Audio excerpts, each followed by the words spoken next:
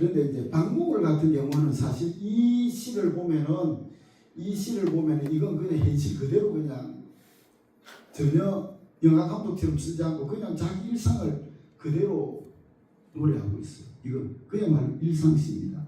이걸 제가 한번 읽어볼게요. 이건 내가 말한 그런 시가 아니고 그냥 있는 그대로 자기 일상을 쓴 거예요. 일상사 박목월. 청만은 가고 지훈도 가고 그리고 수영의 연결시. 그날 아침에는 이상한 바람이 불었다.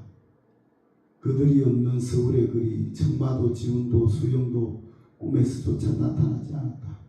깨끗한 잠적. 다만 종로 이가에서 버스를 내리는 두진을 만나 백주로상에서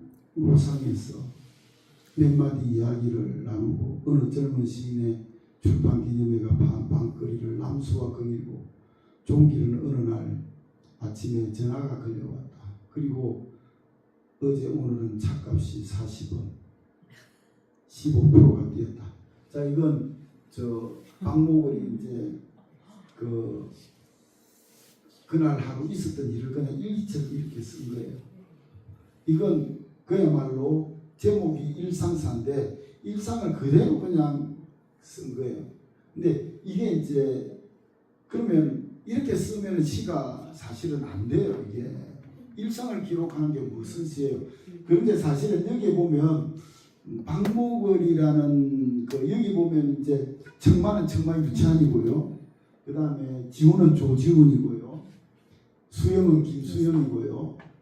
그 다음에 박두진도 나오고요. 자, 김종길도 나오고요. 박남수도 나오고요. 한국을 대표하는 다 시인들이죠. 지금은 다 이제 세상을 떴습니다. 한 시대가 지나버렸습니다. 그런데 이런 일상을 이렇게 써도 시가 되는 박목월이니까 가능해요. 박목월 같은 경우에는 너무 고고하고 그래가지고 삶과 예술이 구분이 안 될 정도로 삶이 예술이고 예술이 삶이 되는 그런 경지에 그냥 젊을 때 쓴 게 아니고 이제 시인으로 이름을 넣고 이제 이런 경우는 거의 예외죠. 박목월은 그냥 피카소 정도 되면 그냥 낙서만 해도 예술이 됩니다. 그런데 우리는 이렇게 안 돼요. 우리는 이렇게 안 돼요. 근데 이런 경우에는 벌써 청마나 이런 것들은 신화적 인물이 되고 이 속에 이런 것들은 이 자체가 하나의 어떤 예술이 되는 거예요. 이건. 그런데 이 정도 되려면 노벨 문학상 정도 받고 이제 아마 우리 이번에 노벨 문학상을 받은 한강 같은 경우는 이제 그냥 자기 일상을 이야기해도 소설이 안 되겠나 싶습니다. 어쨌든 일상이 근데 이제 사실은 이게 가장 이상적이죠. 시인이 되기 전에 먼저 인간이 되라고 그런 말 하잖아요. 시인이 되기 전에 인간이 되라 그런 이야기 하는데 인간은 안 되면서 시인과 그러니까 예술과 삶이 일치하는 것이 가장 이상적입니다.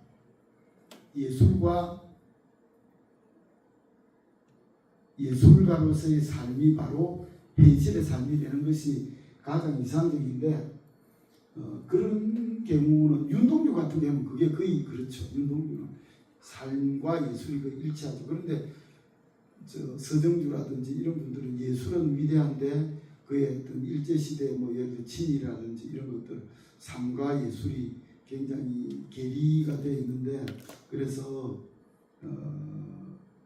서정주를 친일했다고 해가지고 서정주의 시도 이렇게 폐마하는 경우가 있는데 꼭 그런 것 맞는 것 같지는 않아요.